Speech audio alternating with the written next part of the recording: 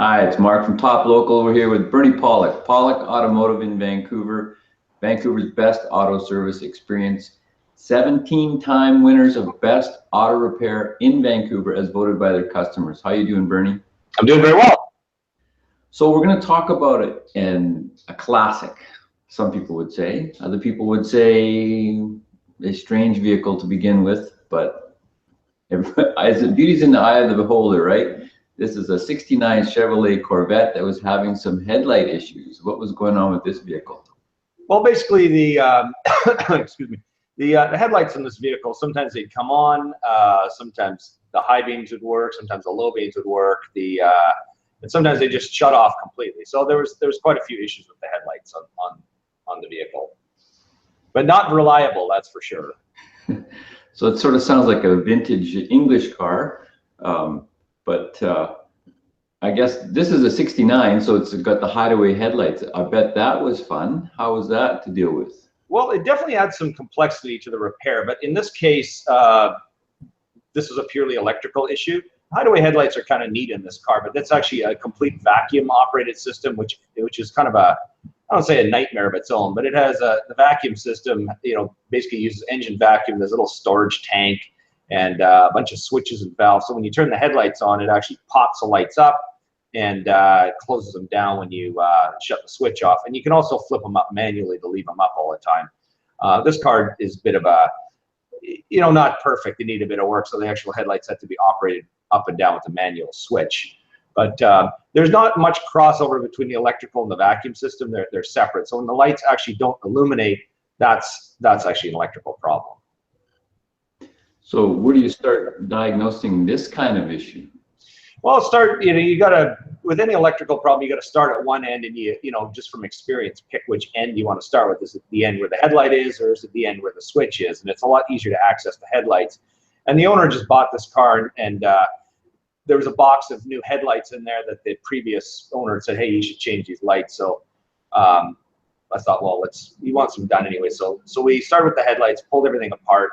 And what we first of all found, a few of the headlights were actually broken, so that was a part of the issue. But in being able to take the lights out, we were able to test the wiring and found that there was a bad ground to the lights. And in fact, a lot of the front lights didn't work as well. So it was a matter of finding that common ground wire and why that connection and why that end of it wasn't working. So what else did you eventually find was the problem, and how did you fix it?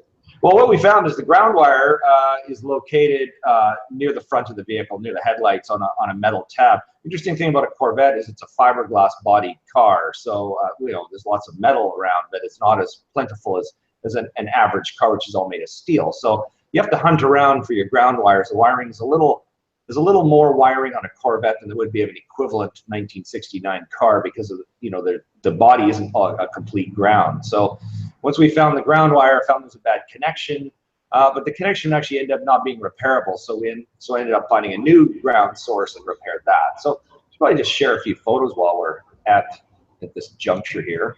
And here's a sort of view of the hideaway headlights. This is the passenger side. You can see that there's a covering around the headlight. And on the driver's side here, we actually have this. I took this picture when it was partially apart.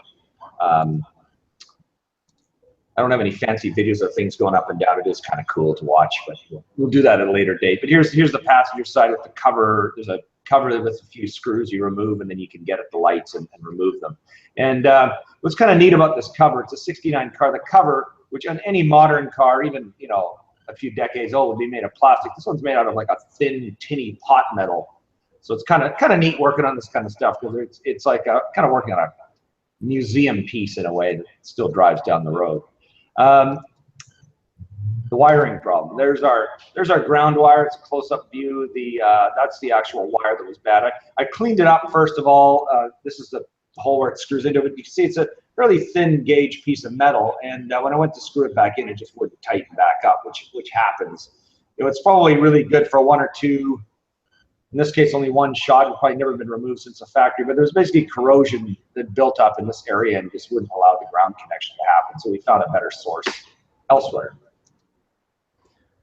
So we haven't often spoken about cars this old. Do you work on a lot of vintage cars like this?